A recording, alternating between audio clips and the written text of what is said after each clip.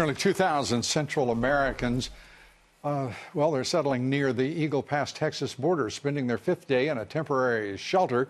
Federal and state officials in Mexico now say they won't allow those migrants to leave the shelter unless they have Mexican humanitarian visas.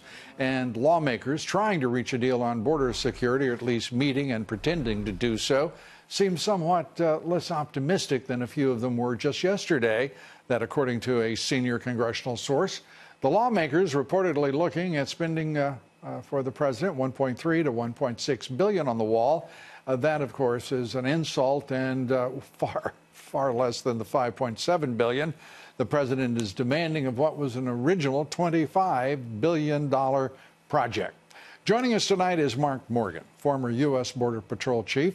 He served under President Obama. It is great to have you with us, Mark, and good to see you.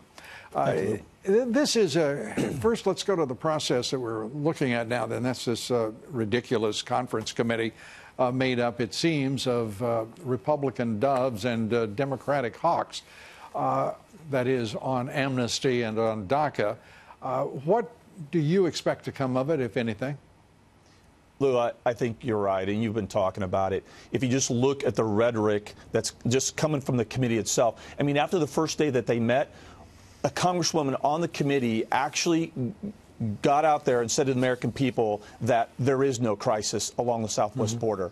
I mean, so when you hear stuff like that, and you still hear the speaker and other Democrats say that the wall is immoral or it's not effective, and they continue that rhetoric, I don't have any hope that they're going to do what is in the best interest of the safety and security of this country. I don't have faith. And I'm not happy to be able to say that, but that's just look at the facts. Yeah. And the facts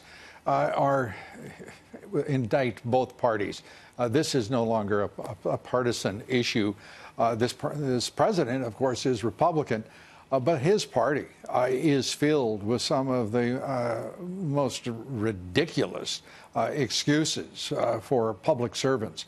You're talking about this new era of denial on the part of these folks on the issue of border violence, a crisis at our border. How could anyone who pays any attention to the colossal human cost in this country as a result of the drugs that come across it, the illegal immigration, the continued exploitation of the poor and the impoverished and the uneducated in Central America, in Mexico.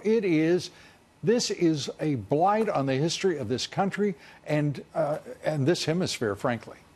Well, Lou, and that's exactly right. And no matter how many facts are put before them, facts, not hyperbole, they just ignore it, like it doesn't exist. Yeah. And like some of the comments, like to abolish ICE, it's irresponsible, misinformed, and reckless. ICE, the last 2 years, right? 266,000 criminal arrests, 100,000 for assaults, 30,000 sexual assaults, over 4,000 homicides. They took 900 million pounds of narcotics off the street. More fentanyl to kill every American in the city. I mean, when you hear facts like this, and then you have people calling for the abolishment of ICE, it's just ridiculous.